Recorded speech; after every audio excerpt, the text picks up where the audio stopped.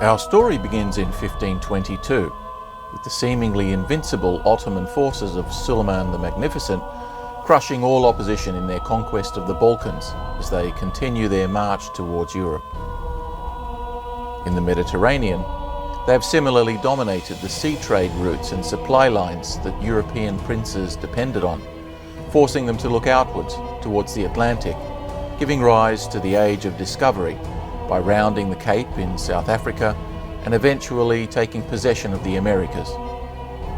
The Mediterranean now slowly came to be viewed as a hostile and increasingly irrelevant backwater, not worth the effort or cost to contest or control, when so much more wealth was to be had by going around or in the New World and beyond.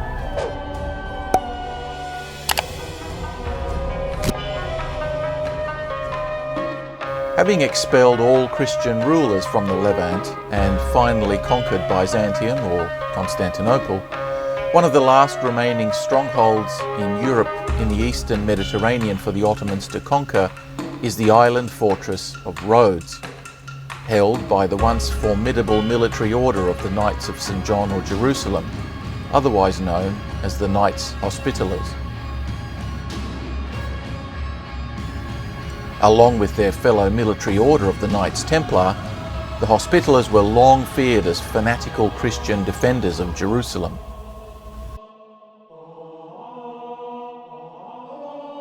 They were formed by a mysterious monk known as Gerard, who headed a hospital attached to a Benedictine monastery in Jerusalem, well before the First Crusade.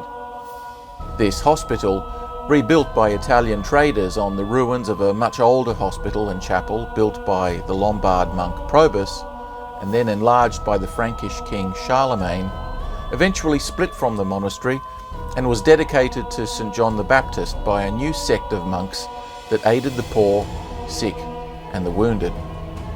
They treated Christians, Jews, and Muslims alike, something that was considered scandalous at the time. But their interaction with these other groups made their knowledge of medicine and physiology superior to anything in Europe, and they were allowed to operate a number of hospitals despite the city being governed by a Muslim caliph. As word of their skill and activity spread, grateful patients began donating ever greater sums of money and resources to the hospital.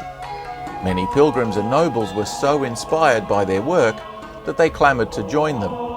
The Pope granted the monks a charter in 1113, giving them total autonomy from any king or feudal allegiance and answering only to him. Eventually, as the Crusades began in earnest, their ranks came to be primarily made up of knights and other nobles who renounced their worldly possessions for the prestige of joining the order.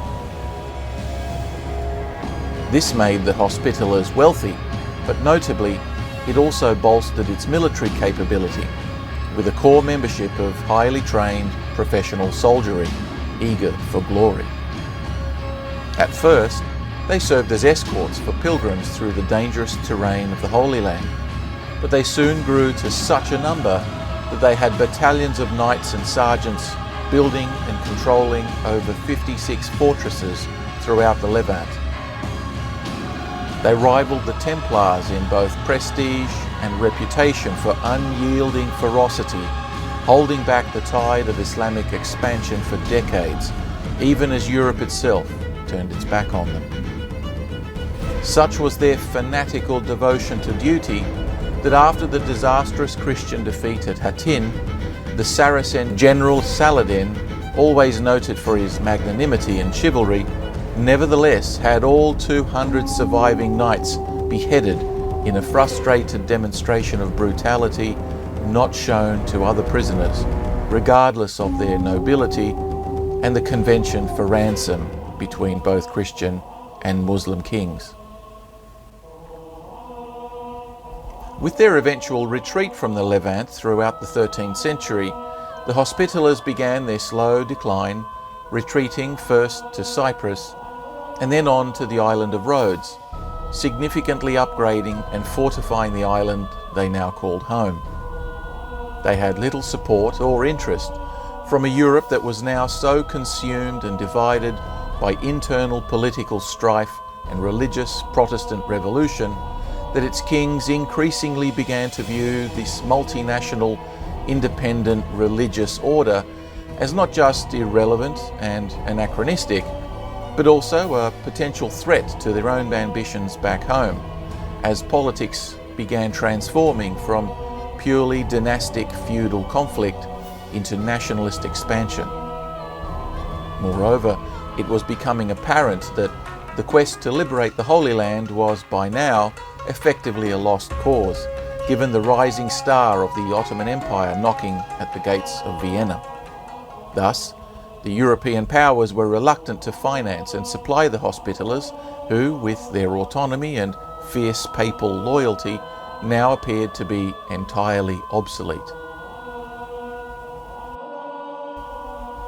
The Templars, meanwhile, turned to banking as a way to finance their continuing activities, becoming fabulously wealthy by lending money to warring Christian kingdoms and profiteering from their greed and debt, something that was against the ethos of the Hospitallers. Eventually, the power and influence of the Templars became such a threat that the King of France, heavily in debt and jealous of their power, launched a campaign to seize their assets and exterminate them. Exerting his influence over the Holy See, he had them declared as heretics, making their assets forfeit and the Templars fugitives in all Christian lands.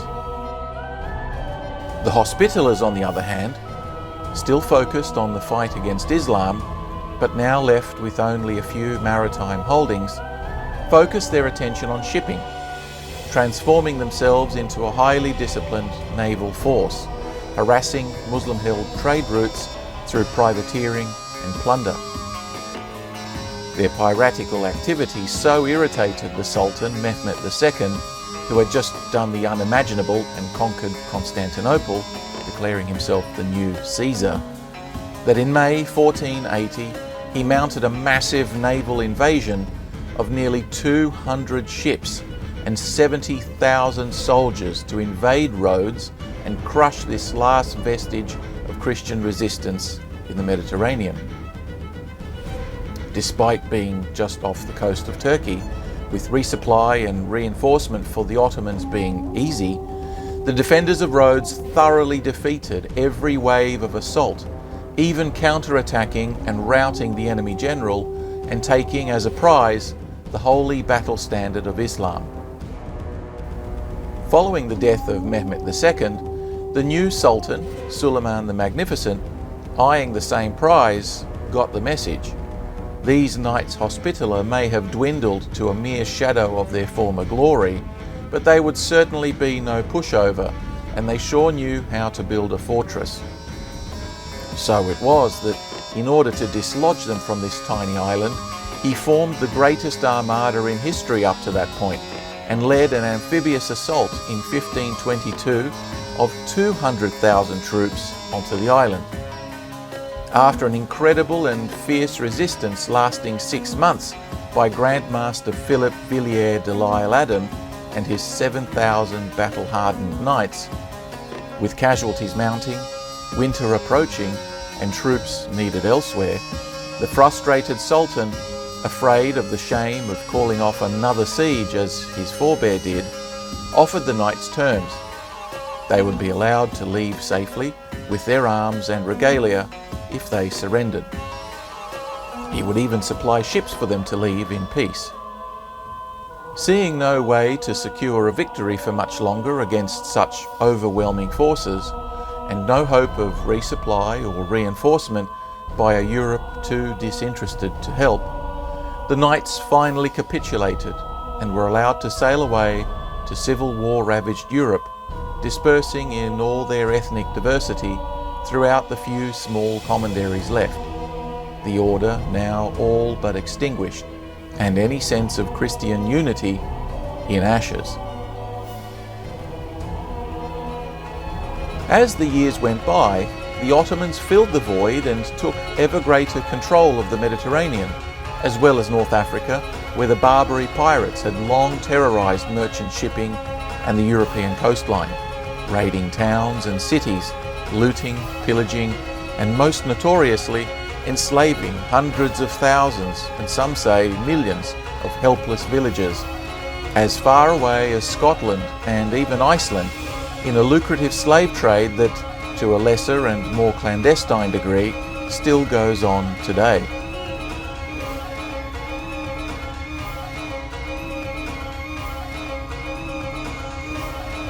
The most feared of all these pirates was Turgut Reis, known to Europeans as Dragut, considered by historians to have been a military and naval genius, and arguably the greatest corsair captain in history, and certainly among the most able of all the Ottoman commanders, about whose exploits alone an entire video could be dedicated.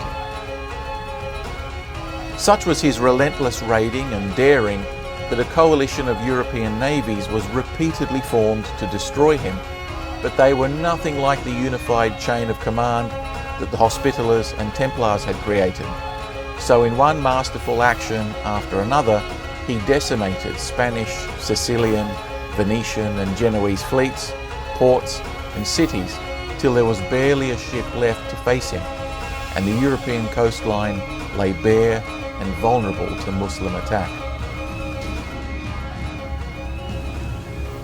Desperate for any help in the face of a devastated navy and vulnerable underbelly, the King of Spain, Philip II, begged Pope Clement VII, himself a Hospitaller, to revive the fortunes of the knights, whose valour and naval prowess were already well established, for which the Spanish king would provide them with a permanent fiefdom in the vulnerable and tenuous holdings he had in Malta and the North African city of Tripoli. So desperate was the king for their aid that all he asked in return was a single Maltese falcon to be given in a symbolic tribute each year. Obviously, this was somewhat of a poisoned chalice, since Malta was an isolated and barren outpost 100 miles north of the coast of Muslim Africa, while Tripoli itself was a hostile and encircled city, barely equipped to repel another Ottoman attack. The King of Spain knew that the knights would pose a distraction and a threat to the Ottomans, who would likely make these targets a priority, so giving Spain time to rearm and rebuild its shattered navy. The order wasted no time rising to the challenge, and Grandmaster Villiers de l'Isle-Adam put out a decree throughout the kingdoms of Europe for his knights to muster and sail to their new home in Malta and Tripoli.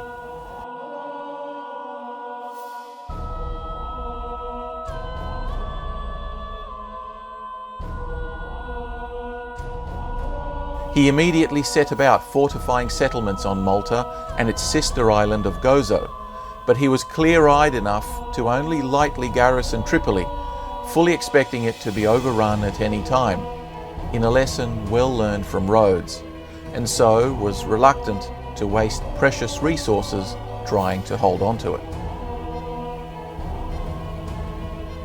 Over the next 2 decades, the knights managed to fortify their strongholds at an astonishing pace, while simultaneously assembling a significant fleet of ships that began raiding lucrative Ottoman merchant shipping. As the King of Spain had surmised, the Sultan soon turned his attention to the marauding knights and decided to invade Malta, both to finally rid himself of the menace posed by them, as well as to secure a base from which he could launch an assault on Sicily and open a second invasion route into Europe through Italy, now that the European powers were divided and squabbling, in a strategy that would be revived over 400 years later by the Allies in World War II. The Sultan charged Dragut with the objective of feeling out the Maltese defences, and so it was that in 1551 an ambitious assault of 10,000 troops landed on Malta and made their way across the countryside. They soon realised that the main city was far too fortified to take with the troops on hand, and so they roamed around the barren interior looking for plunder and civilians to capture. But these were forewarned and took refuge in the main citadels, while a Christian relief fleet attacked the anchored Ottoman ships, causing mayhem. Frustrated, the Ottomans crossed over to Malta's sister island Gozo and finally laid siege to the fortress, which was packed full of over 6,000 fleeing civilians and defended only by a few dozen knights.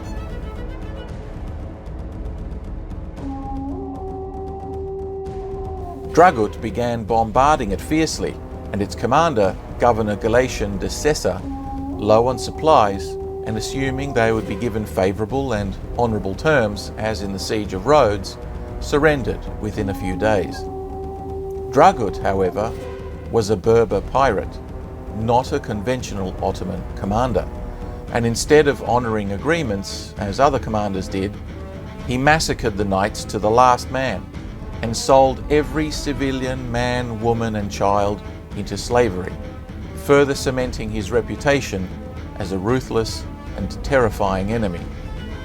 But in doing so, he unwittingly galvanized the remaining Knights Hospitaller to expect no quarter in any upcoming battle, and thereby resolve to stand or fall with Malta. Remember, these guys held off 200,000 troops for 6 months on Rhodes. So it was that they immediately began to significantly upgrade their defences and decided that Malta was going to be the Knights' equivalent of either the Alamo or Stalingrad.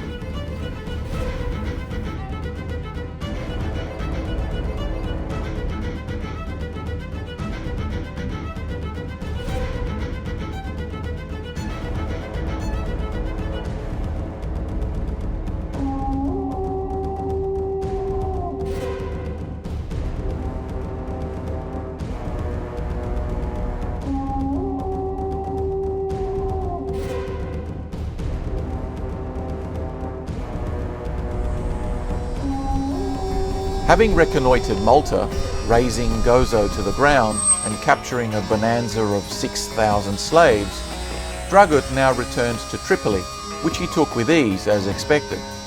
He and his Barbary pirates then resumed their raiding off the Italian and Spanish coasts.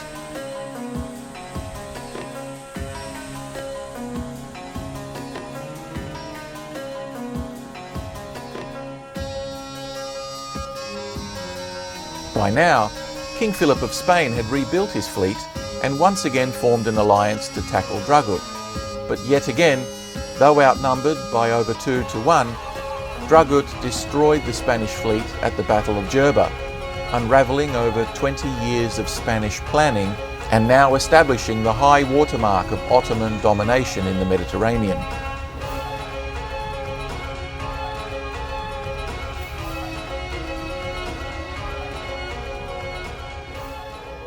The Knights were now more alone than ever. Their new Grandmaster, John Parisot de Valette, recently governor of Tripoli, was a veteran of the siege of Rhodes and proved to be a competent and talented soldier who knew his enemy only all too well. De Valette was a high-ranking French nobleman from a long line of illustrious crusader forebears. He joined the order at the age of 20, eager to take his place among the Christian defenders of Rhodes. Serving with distinction, he accompanied Delisle Adam in the eventual withdrawal to Rome, but he never again set foot in his native France. He was known to have a hot temper and more than once was disciplined by his superiors for taking matters into his own hands. However, his organisational skills and leadership became increasingly apparent, and he did much to improve the morale and security in Tripoli when he was governor. When finally recalled to Malta, he was given command of a ship, the San Giovanni, which he used to great effect against Ottoman shipping. However, in a naval engagement off the Barbary coast in 1541, his ship was crippled and De Valette was wounded and taken prisoner. He spent the next year as a galley slave on the oars, mistreated and flogged by his captors, which was an outrage and against all the conventions of war and code of honour for the treatment of noblemen, adhered to by both Muslims and Christians alike. The Barbary pirates were another matter altogether though, and frequently ran their own show, often causing their Ottoman overlords as many headaches as they did benefits. De Valette used his time in chains to learn both the Turkish and Arabic languages, studying their tactics, behaviour and manoeuvres, so that by the time he was finally released in a prisoner exchange, he had not only developed a supreme hatred for the enemy, but also a first-hand knowledge of their mindset and operations. De Valette was soon given a new command, and his fresh insights, skill and bravery proved so effective that in 1554 he was made Captain General of the entire Hospitaller fleet. His popularity soared, and in 1557, when the current Grandmaster Claude de la Sengler died, he was unanimously voted to become the new Grandmaster. De Valette was popular with his troops, but also known to be a harsh disciplinarian. He knew the future of the island, and the very order itself hung in the balance, so he ruled with an iron fist and didn't hesitate to execute traitors or anyone he perceived as a dissenter. On the other hand, he was a shrewd and pragmatic leader and established a solid network of spies all the way to Byzantium, a strategy that would pay off later.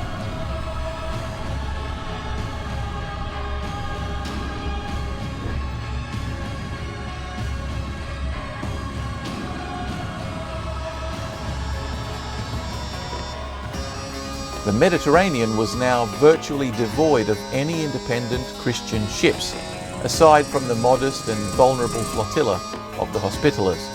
So Suleiman the Magnificent, having a total superiority over the sea, laid plans for an invasion of Malta, fully expecting to wipe the isolated knights off the face of the earth within a couple of weeks. De Valette's spy network informed him of the impending invasion, so he immediately began storing munitions and supplies.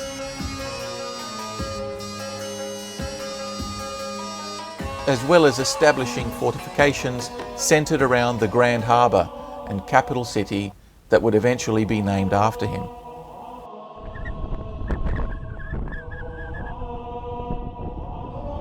In just 6 months, he had built Fort St. Elmo at the mouth of the harbour,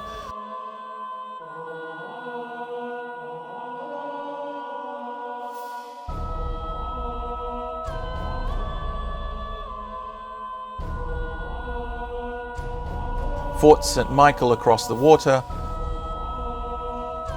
as well as upgraded the existing Fort St. Angelo, which was his base.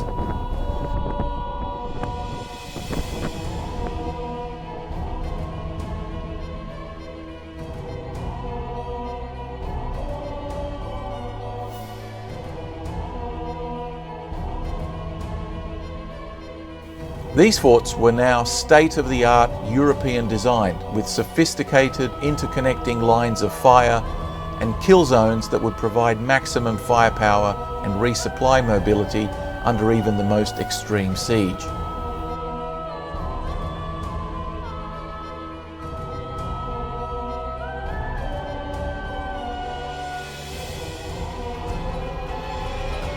So it came to pass in 1565 that the Sultan finally gave orders to deploy now the largest Mediterranean armada ever assembled, with well over 200 fighting ships and hundreds of support vessels, carrying an army of 40,000 professional soldiers, among them 8,500 Sipahis and over 6,000 of the Sultan's most elite Janissary Corps. The defending Christians numbered only about 2,500 professional fighting men, which included 500 battle-hardened Knights Hospitaller and about 1,200 regular Spanish and Italian infantrymen. There was, in addition to this, a few hundred late recruits from Sicily and Greece, a couple of hundred sailors redeployed onto land, and a population of local civilians and galley slaves numbering several thousand, making up a ragtag, unreliable, and potentially mutinous reserve that de Valette nevertheless recruited, whether man, woman or child. At the same time, he gave orders to harvest all crops, whether ripe or not, to deprive the enemy of any resources in the field. He also gave the difficult order to poison all the wells outside the citadel. Considering there are no rivers, streams or lakes on Malta, it was a scorched earth, total war policy that would cause horror to the invaders and lessen their morale. While unpopular with the locals, they now understood that if this defence failed, they would be doomed to either slavery or death, just like their neighbours on Gozo in 1551.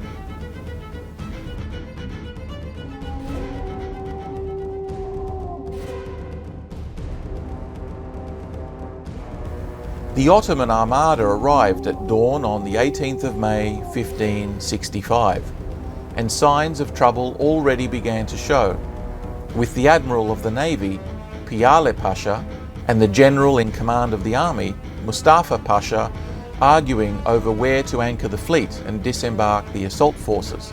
The Admiral favoured anchoring in the bay north of the main harbour, called Messerschmitt, running the gauntlet of the solitary Fort St. Elmo.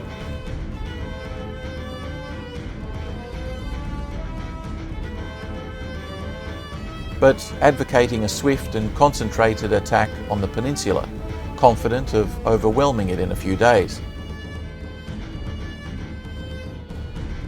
Then pincering around Forts St. Angelo and Michael, and then placing guns along the whole Sciberras Peninsula to hammer the last two remaining forts from all sides. He was confident they could overrun the defenders within weeks. On the other hand, Mustafa Pasha advocated a more strategic plan of anchoring the fleet 10 kilometres south in the quiet bay of Marsaschlock, thereby avoiding risk to the tightly packed invasion fleet from the concentrated fire of the defenders and the potentially high cost of taking Fort St. Elmo. Instead, he planned to avoid attacking St. Elmo altogether and march the army across the countryside, take the strategically important and lightly defended inland fortress of Medina, making it his base, before approaching the harbour fortress from the rear. His was a more cautious and risk-averse plan. But the Admiral was impatient for a quick victory with overwhelming assaults. He argued that the fierce Sirocco winds from the south would endanger the fleet in Marsaschlock Bay, and was confident that now the Hospitallers found themselves alone and without any chance of reinforcement or aid, they would quickly capitulate, as they did in Gozo. So they continued to bicker violently until the general, exasperated, finally relented and the fleet moved north. This bickering was the direct result of the Sultan giving both men equal command in the theatre, and to make matters worse, they were both to defer to the opinions of Dragut when he eventually arrived from Tripoli. This three-way leadership split was the crack in the Ottomans' plan that would eventually cause their undoing, and it may have been the result of the Sultan's own paranoia in giving one man too much power.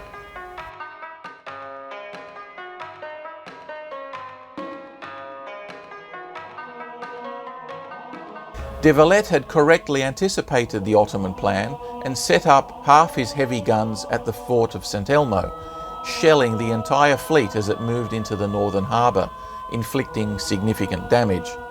He had expected that the assault forces would be demoralised by watching their ships burn in the harbour while they were throwing themselves at the fort. Nevertheless, by the 27th of May, the attackers had set up dozens of guns on the high ground at the base of the peninsula and began a relentless round-the-clock shelling of Fort St. Elmo that reduced its outer wall to rubble within a week. The artillery positions and camps were so well lit, however, that the Hospitaller guns on the other two forts easily concentrated fire on the attacking units from across the bay, causing mayhem and disrupting every wave of attack on the now crippled fortress.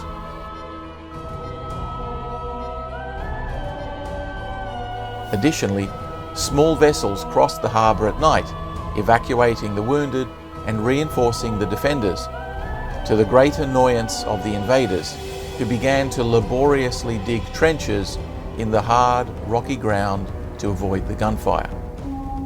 A few days later, Dragut finally arrived with a contingent of his own Barbary forces, and, furious that the battle had begun without his instructions and involvement, tried to place guns to prevent any resupply of the Knights. But in details that are a bit sketchy, he began bickering with the Ottoman gunners about placement, when either an accidental discharge or a shot by the Knights from across the bay hit his trench and killed him. This wasteful loss of this highly respected commander was a huge moral blow to the Ottomans, who were now deprived of the one man both the other commanders were meant to defer to. Nevertheless, the shelling and the assaults continued, with the Ottomans hurling their entire elite Janissary corps into the fray, hoping to speed up the victory. And on the 8th of June, 2 weeks into the fighting, the Knights desperately sent a message to de Valette asking for permission to evacuate, because they could no longer hold what little was left of the fort. He replied that they must hold out as long as they could, in hopes a relief force from Sicily would come to their assistance. But in reality, he must have known they would all perish, in a demonstration to the Ottomans of the resolve that was to characterize this battle. Wave after wave of assaults continued and intensified over the next 2 weeks, and accounts tell us that even the slaves, oarsmen, and civilians fought back with bravery and ferocity matching the Knights themselves. Finally, on the 23rd of June, a month after arriving, the Ottomans finally occupied what rubble was left of Fort St. Elmo, executing every defender, all 1,500 souls, reserving the last 9 remaining Knights for special treatment, who Mustafa decapitated and floated across the river, mockingly crucified on the masts of several small boats. Appalled, de Valette in turn had all his Turkish prisoners beheaded and loaded the heads into cannons, which he fired back into the Turkish camp. The cost to the Ottomans was unexpectedly high, a loss of over 6,000 men, but more significantly, over half of their elite Janissaries were now dead, in a miscalculated blunder that made the remaining Ottoman soldiers increasingly nervous about attacking the 2 main forts, which were much better defended than Fort St. Elmo. The Turkish general was recorded as saying, "If so small a son has cost us so dear, what price shall we have to pay for so large a father?" By the end of June, word was soon spreading throughout Europe from messages sent by de Valette of the heroic exploits of the Hospitallers, and the looming danger to Europe from the south was such that both Protestants and Catholics began to pause and consider the big picture.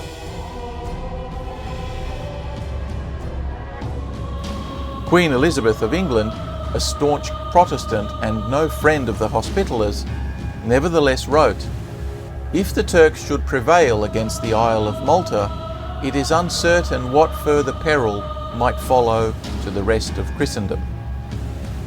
It seems that Europe was finally starting to pay attention to the plight of the Knights, who seemed to be the last true defenders of the faith in an ocean of Islamic conquest, to the great shame and contrast of the rest of them. Calls began to go out for volunteers, and princes began to offer troops and support of the beleaguered order, having ignored and scoffed at them for decades. So it was that a relief force began to muster in Sicily, and a contingent of 600 soldiers was urgently dispatched to reinforce the defenders while a larger army was still being levied. These snuck in under the cover of darkness in small boats in early July, boosting the morale of the defenders immeasurably as stories of an imminent grand relief army began to circulate.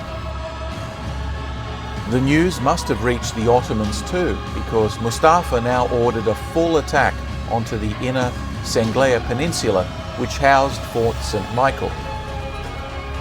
He had 100 boats dragged across into the Grand Harbour, where they thought they would be safe, and loaded them with elite janissaries, hoping to attack the fort from the bay, while a second attack would commence from the land. But de Valette's spies and knowledge of enemy tactics prepared him for this possibility, so he had wooden palisades suddenly erected to the dismay of the attackers, who were forced to drift over towards Fort St. Angelo, where a specially prepared battery of artillery just above the waterline unleashed on them at point-blank range that sunk all but one of the vessels within just a couple of salvos. Meanwhile, the landward attack on the rear also collapsed when the Knights set up a floating pontoon that transferred reinforcements quickly from one fort to the other. The Ottomans had now lost another 1,000 of their elite janissaries, and the defenders were looking cockier than ever as they outsmarted every move that Mustafa Pasha was making. Enraged, the Ottoman generals surrounded both the fort's landward walls with a battery of 65 siege guns and unleashed a continuous night and day bombardment that was the largest in history to that point, firing over 130,000 cannonballs and destroying one of the main wall bastions. On the 7th of August, nearly 6 weeks into the siege, he ordered another massive attack, eventually breaching the walls and seemingly overwhelming the defenders, when suddenly they retreated in disarray and confusion. It emerged that the inland fortress of Medina had sent out its cavalry for a raid, and its captain, Vincenzo Anastaghi, seeing an opportunity, attacked the Turkish rear camps and hospital, massacring everyone and disrupting supplies. The Turks mistakenly thought this was the long-awaited Christian relief army, so they panicked and broke off their attack just as they were about to seize victory. By now, the demoralized and humiliated Ottoman forces were becoming nervous and desperate, and the lack of water, festering injuries and disease was wreaking havoc behind the scenes. Nevertheless, the bombardment resumed, and another massive assault was ordered on the same area on the 19th of August.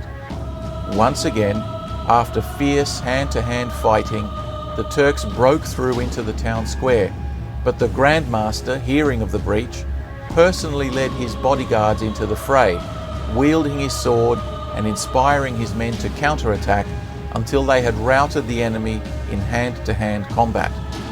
Not bad for a 70-year-old man with arthritis.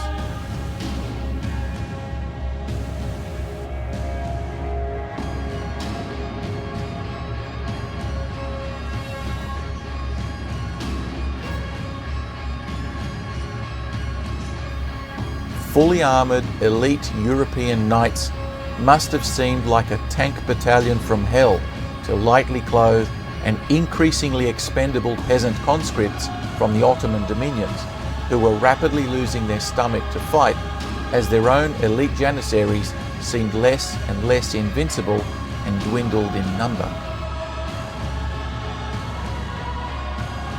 Despite all this, the bombardment continued day and night, with the Maltese defenders hunkering down under a concentrated rain of bombs never seen before or until World War II, when Hitler outdid even the Ottomans with the largest concentration of bombing on a single city in the entire war, and similarly failed to crush their spirit.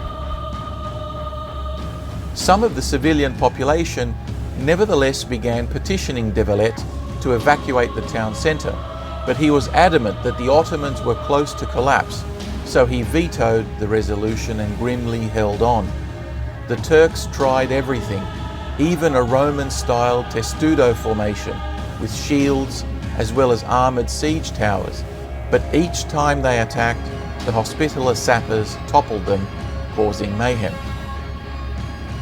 As the weather began to turn on him, and increasingly desperate for a morale-boosting win, in early September, Mustafa Pasha ordered a significant detachment of soldiers to head inland for Medina, to try and capture it to secure a base to serve as winter headquarters.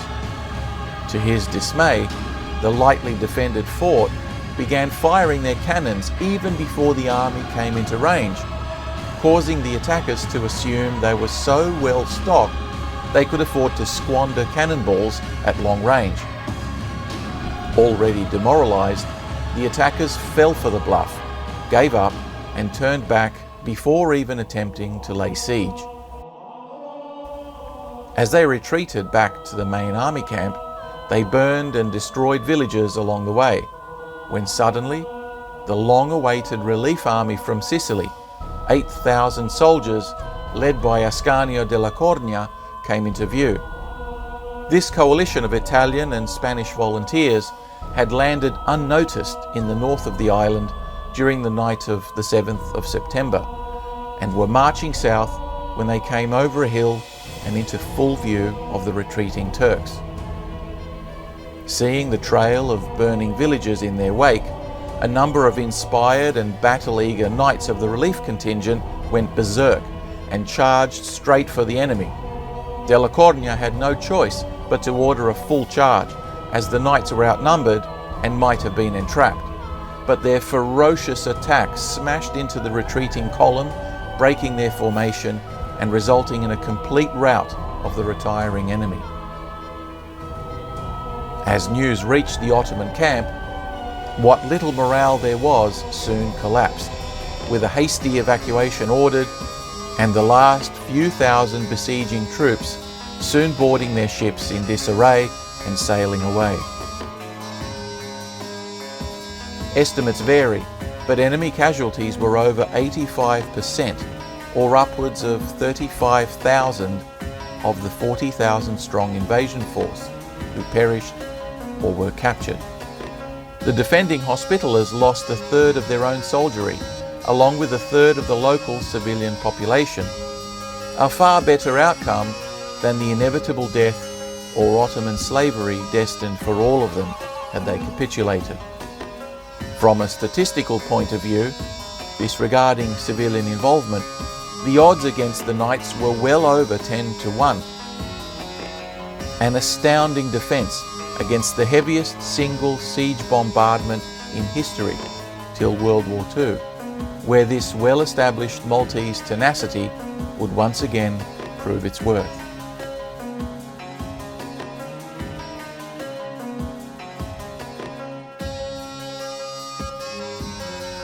As news of the miraculous Christian victory spread throughout Europe, the Hospitallers seemingly achieved what no one else was able to do: to pause and unify a war-torn and fragmented European continent, to once again take the initiative and halt the seemingly invincible spread of Islam.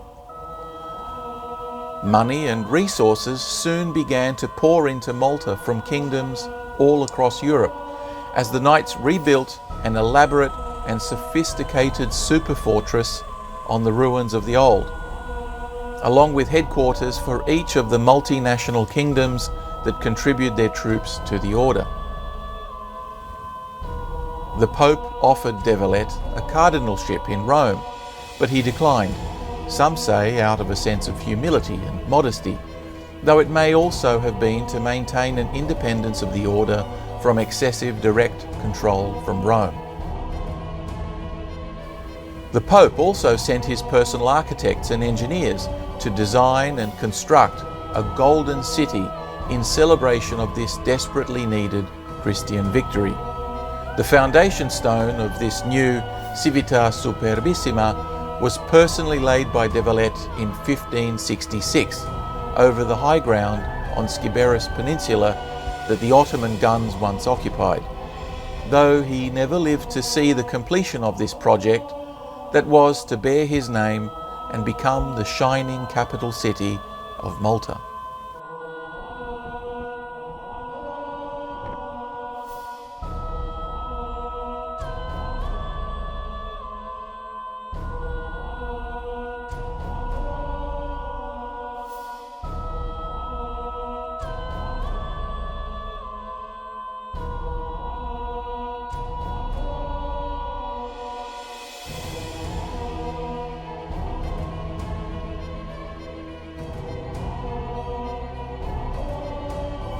Though Knights of the Order were meant to be celibate, it is known that de Valette had 2 children, a son who was legitimised by the King of France, and a daughter of whom he was particularly fond, risking scandal by insisting on giving her away at her marriage.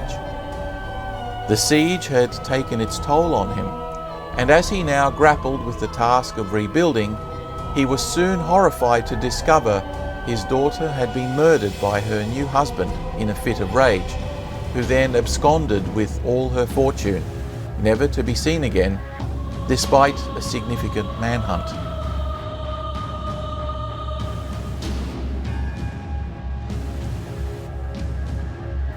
Heartbroken, de Valette feverishly immersed himself in the building project, only taking occasional time out for his favourite sport of falconry, until a month later he suffered a stroke while praying in a chapel and died on the morning of the 21st of August, 1568.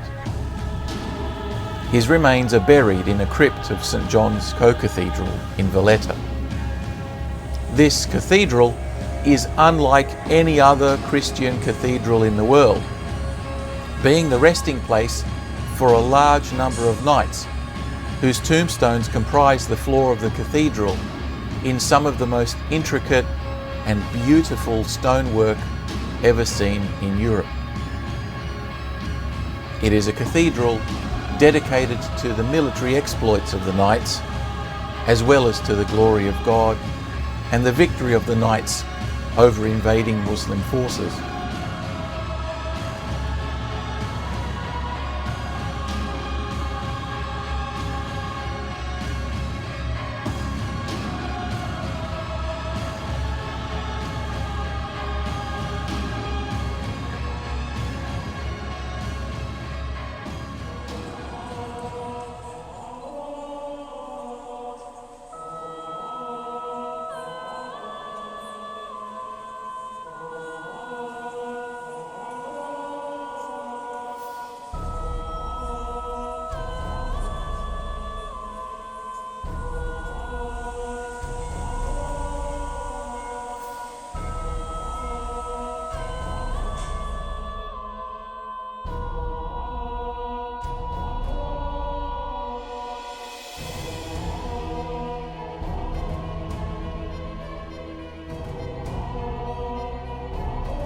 The order, which now became known as the Knights of Malta, built headquarters in Valletta for detachments from each of the European nations that contributed to its defence, fostering dialogue and cooperation among Christian princes to such a degree that within 7 years a new coalition naval fleet was formed, with better coordination and strategic planning, that entrapped and sunk the entire Ottoman Mediterranean fleet at the Battle of Lepanto. While the Muslims still posed a significant threat on land and eventually rebuilt their navy, they had by now lost all of their most competent and talented commanders and captains, and never managed to regain their initiative on the sea. And so began the slow decline of this once powerful and proud Islamic empire.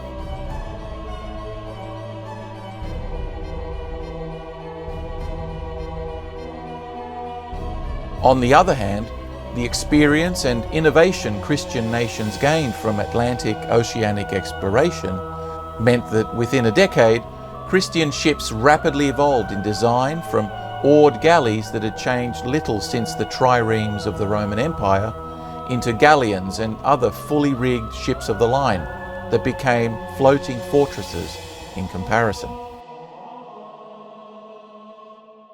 The Hospitallers also went on to become wealthy and diplomatic traders and power brokers for centuries to come, as they maintained their neutrality in the resumption of political turmoil, colonial wars, and expensive nationalistic conflicts in Europe.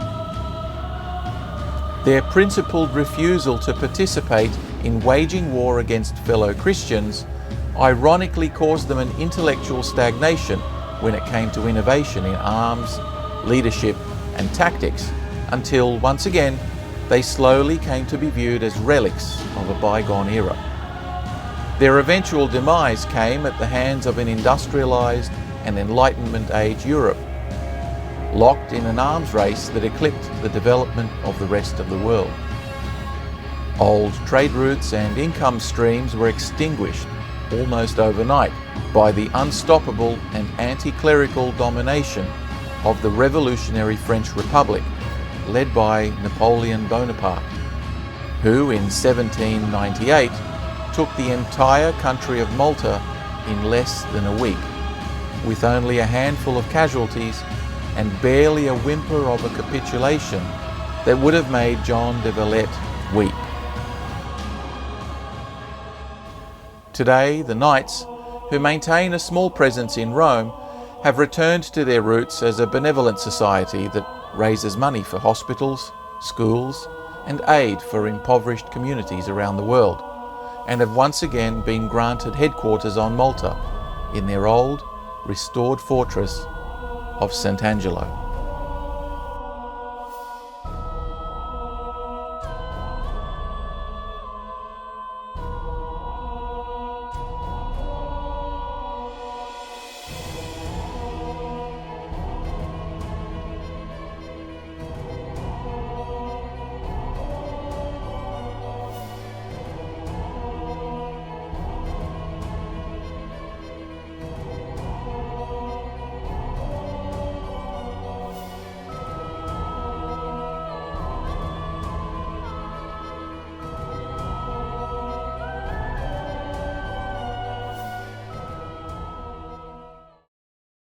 By the center!